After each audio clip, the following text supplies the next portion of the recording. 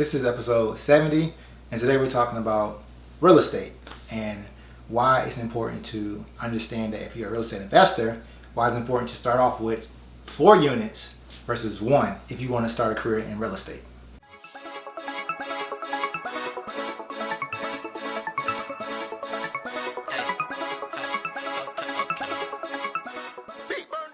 What's up, guys? Thank you for tuning in. Today we're talking about some real estate law. And oftentimes individuals, they want to get in real estate. They'll flip one house and they'll keep flipping houses and flipping houses and flipping houses, and that is perfectly fine.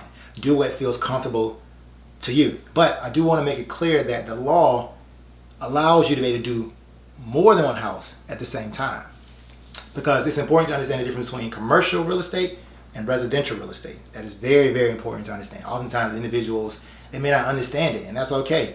But they may think about commercial, they may think about just office buildings or just hotels, and just residential is just houses. And that is true. But it's important to understand that a big apartment complex that has 100 different residential places, they are considered commercial. They're not considered residential. So it's important to understand that you can live in a place and it be considered commercial. So what is considered residential? Residential is typically when a place has 4 units or down. So if it's a quad or a duplex or just a single unit, those are considered residential. So once you have more than 4 units, more than 4 apartments to your building, it's now considered commercial. And that puts you into a different type of loan. You cannot go to a bank and ask for a residential loan. You must go to a bank and ask for a commercial loan. And that is different. Typically, I don't know, but many times the interest rate for a commercial property can be higher. And the loans can be a whole lot more, they can be totally different than with a residential loan. So that's very important, because one thing about the US, it rewards individuals getting a house. The United States is big on credit. A lot of the rest of the world is that you have to have cash for the land. And then once you get cash for the land and buy that, you typically start paying cash to start building your house. United States, typically a little bit more than 3% down payment, you can actually buy an entire house. And when it's good economies, you don't really have to have any type of down payment. Certain banks give those type of loans, but you don't have to have any down payment. You just show up to the house, and as long as you qualify, have pay stubs and good credit, you can get a house. So that's important to understand. So my point is that, bringing it up, is that if you think about getting into real estate, if you have whatever the credit be, different banks have different types of credit. Some going want you to have a 650 or higher. Some want you to have at least a 550. Some want you to have a 600 type credit score. It depends on the bank. I highly advise you to talk to different real estate agents. I had a real estate agent come on my Global Law Media. Her name is Karen. You can watch that video, and she broke down the different opportunities for buying real estate in Atlanta, Georgia. So reach out to her if you're interested in real estate. So she was gracious enough to come onto my show. So I definitely want to give her a shout out, and you can reach out to her because she's definitely one of the big movers and shakers in Atlanta, and going to be enormous in Atlanta and Florida very, very soon. So definitely reach out to her. But nevertheless, once you can qualify for a house, what you can do is you can rent what they call a quad, a 4 unit. Idea is that you could go to a bank and say, hey, I want to buy this property. And you can live in one of the quads. You can live in one of them, and then you have tenants in the remaining 3 units. So the bank will allow that. They'll look at it and say, okay, you make the payments for it, and then you can move in. And then what the bank what's interesting to note is that the bank will use the current rent that's being paid and by the tenants in those other units to help you qualify for that loan. That's very, very, very, very important to understand, because you don't necessarily have to have all the money to be able to report the payment for all 4 units.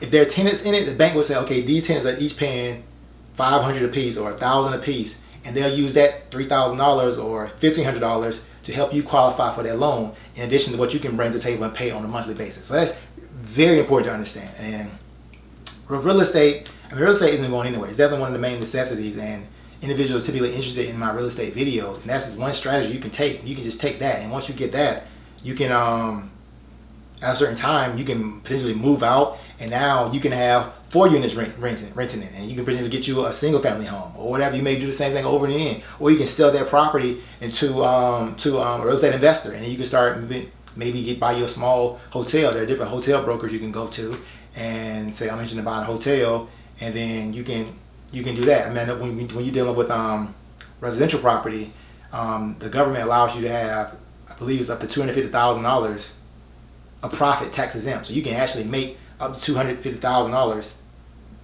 without paying taxes to the government in profit. So that's tax-free income. So real estate is definitely an industry that has always been there to actually enrich individuals, and that's a tactic and strategy you definitely want to pursue, particularly in down economies. We're in a down economy now, so opportunities abound for individuals to get creative and start doing it. And if you can't necessarily go to a bank, there's other forms to get you financing. What they call seller financing. I also talk about seller financing a lot. Seller financing is primarily saying, instead of going to a bank to get a loan, the person, particularly people own their property outright. A lot of individuals, a lot of baby boomers, they don't have mortgages on their properties. They paid it out. They've been in the house for 30 years. They paid it out, or however long it may be.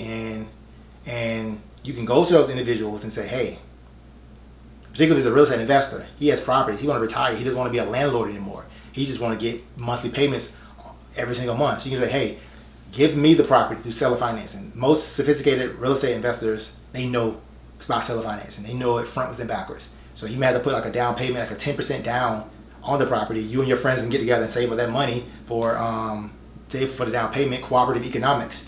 And then you can say, hey, you serve as a bank and we'll pay you month to month. And then based on your credibility, based on what they believe in you, they'll be willing to do it. And one way you can increase your credibility is surround yourself around people who have done what you're trying to do. I mean, I say that a lot. I think a lot oftentimes individuals who are smart, who have high mental altitude, they know a lot, but it's just oftentimes you can't open the doors on your own. You need individuals to open those doors for you. So you can link up with individuals who are interested in real estate, who have been doing it for 20, 30 years, and say, hey, I want you to be my board advisors, or even better, I want you to go on this joint venture with me, and then they'll be able to give you credibility. Well, you don't have the credibility, and you have the high work ethic to be able to go out and find those deals, and then you can partner together and be able to get property to seller financing. And I mean, that's just a phone call away. I mean, I definitely think being in real estate, your local real estate investment association, that is almost mandatory that you be a part of it, because that's where all the people go who are interested in real estate investment. That's where they all go. And you can go there and say, hey, my name is Jeremy Johnson. It's my first time being here. I'm interested in real estate. I'm interested in wholesaling. I'm interested in flipping houses. I'm interested in buying and holding. Whatever type of real estate you're interested in, buying notes, selling notes, whatever it is, you'll address yourself as that. And I'm looking forward to meeting everyone in this group at this meeting today. And then that'll be it. I mean, you can say whatever you want to say. You can say something better than that, but that's how you go about doing it. You can get business cards, and you can meet up with people have coffee with individuals. Say, what are you looking for into real estate? And they'll tell you these are houses I'm interested in. You can go out and find those. That's more bird dogging. But these are some things you can get into real estate. And a lot of that just requires just work ethic and belief. I mean, oftentimes individuals just don't believe they can make their dreams become true, because most people around them may not have had their dreams come true. So, but the past is not a predictor of the future. Just because you failed in the past doesn't mean you can't. You're going to keep failing in the future. The past is not a predictor of the future. It's a fundamental logical flaw that individuals walk on, and individuals walk and carry with themselves throughout their life, you know. But that's pretty much all I have for this video. We talked about a lot. We talked about these are laws and the bank regulations and rules they have for lending and 4 units or down residential. There's many things you can do. You can put the property into a land trust, and land trust helps you keep from give you some type of protection, some type of privacy as well. I talk about land trust quite often, but there are many things you can do when it comes to it. You can have rental agreements or different rental contracts you have with all your tenants, and many things you can do. And there's things you can do with that. And I hope you all have enjoyed this video. Don't forget to like, share, and subscribe. And one step closer to 1,000 episodes. Thanks.